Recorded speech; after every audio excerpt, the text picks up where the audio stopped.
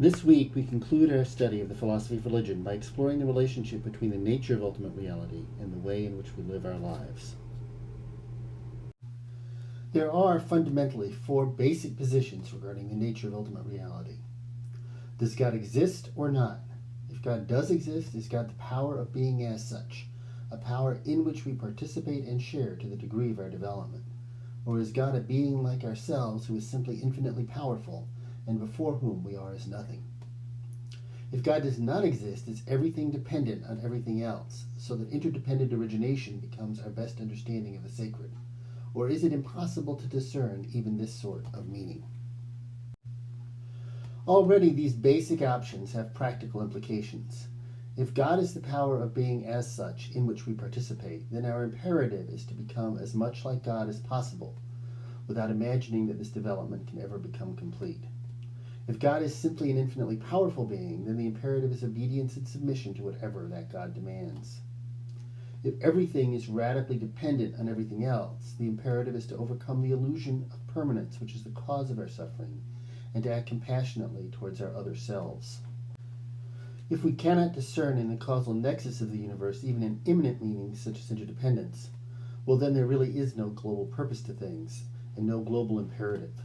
We are free, so to speak, to behave hedonistically, and perhaps the ultimate hedonism would be an attempt to actually build God. How far we can get with this becomes a scientific and technological and economic question. These basic options are, however, inflected by positions on other philosophical questions.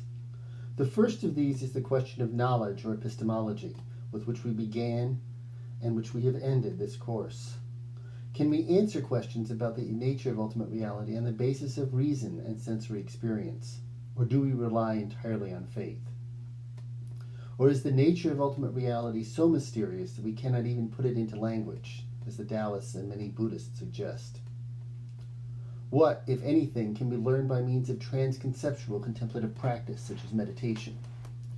Obviously, the way in which we approach the problem of knowledge will affect our starting point and the way in which we arrive at answers to the question of the nature of ultimate reality. But it also has more direct implications for the spiritual life. How much will we value blind or submissive faith? How much will we value the cultivation of the intellect or contemplative practice? And do we believe that moral principles, institutional structures, and rituals can help us develop? Or do they inevitably so distort a truth which passes understanding and language as to hold us back? Then there's the question of the nature of the universe itself and its relationship with God, if we believe in God. Is God fully immanent and identical with the universe, what's ordinarily known as pantheism? Or does the universe participate actively in the life of God without itself being fully divine? An option is generally referred to as panentheism. Or finally, is God radically transcendent and utterly distinct from the universe, the position of a traditional transcendental theism? Is the universe an emanation or falling away from the divine, an emergent reality evolving towards God, or a free creation of the divine? Or is it simply a causal nexus without any reference to transcendent power, either evolving towards enlightenment or not? If the universe is a falling away from God, what we ordinarily call an emanationism, then our aim is to return. If the universe is an emergent reality, what we ordinarily call emergentism, with or without reference to a God, then our aim is to cultivate our talent and potential and develop as much towards the divine as we can. If the universe is a free creation of God, then we must do what that God commands, or at least follow the natural laws that he or she created. And if the universe is simply a causal nexus without immanent meaning or purpose, then perhaps it is up to us to create that purpose. Finally, there's the fact that religion cannot simply be reduced to philosophy. What we call religions are complex ways of being human, ways that define entire civilization or meta-civilizational projects. These ways can be divided into three broad groups. The primal ways focus on living in harmony with the universe and participating in the divine creativity through the ordinary rhythms of human life. What we call the axial ways focus on growing towards the divine by means of spiritual disciplines. The secular ways, finally, focus on growing towards the divine by means of interworldly civilizational progress. For the purposes of this discussion, we will not distinguish between the various primal ways.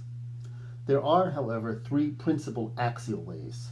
The way of wisdom seeks to transcend contingency, our dependence on other things, and thus our impermanence, by means of the cultivation of virtues led by the achievement of conceptual and transconceptual knowledge of God, or else, in the case of Buddhism, by recognizing that there is nothing with the power of being as such, and thus overcoming the suffering associated with the illusion of permanence, and growing towards full enlightenment and compassionate action focused on helping others grow and develop. This way is associated with the dialectical tradition which emerged in ancient Greece, and with Indian traditions such as Hinduism and Buddhism. The way of justice and liberation emerges out of the experience of ancient Israel, which was the product of a peasant revolt in late Bronze Age Canaan. The resulting traditions which form a part of this way focus on ethical conduct and the struggle for social justice in a world torn by oppression. The just act is prior to, and in fact a means of achieving knowledge of God, who in a very real sense is justice. Later Judaism, Christianity, and Islam fused this way with that of wisdom, drawing on a variety of philosophical concepts to think about the nature of God, but also bring their own inflections to the underlying way of justice and liberation. For Judaism, it is deliberation around what is just that forms us ethically and creates the possibility of knowing God. For Christianity, the struggle for justice leads ultimately to the cross, but persisting along this way can lead us to a connaturality with God which complements and completes our philosophical wisdom, and it lets us actually achieve a kind of theosis or deification, though the focus on the role of justice in this process is more developed in Catholicism than in Orthodoxy. For Islam, the aim is, quite simply, creating a just society, commanding right and forbidding wrong. The secular ways all focus on interworldly civilizational progress, but this does not mean that they are all atheistic. In many ways, the first modern secular way was Protestantism, especially Reformed or Calvinistic Protestantism, which teaches that we are all radically depraved and deserving of damnation, but that God chooses some before the foundation of the world to be saved and to do his work in the world. We cannot know if we are among the saved or elect, but our effectiveness in doing God's work, whether understood as hard work, savings and investment, effective action on behalf of justice, or evangelization, are all signs of election. Evangelical Protestantism originally shared this orientation with liberal Protestantism and simply stressed the need for personal conversion as a condition for participation in God's work in the world, but later began to despair of actually building the kingdom of God on earth and became focused instead on a literal return of Jesus after a period of tribulation. This is what is referred to as fundamentalism. Before this, creating a just society is regarded as impossible, and so the focus becomes more exclusively on personal conversion and evangelization. But the focus is still very much on what happens literally in this world. The sociologist Max Weber points out, Calvinism creates profound anxiety regarding one's spiritual state, an anxiety which catalyzes intense economic activity, and which historically helped fuel the process of capitalist development.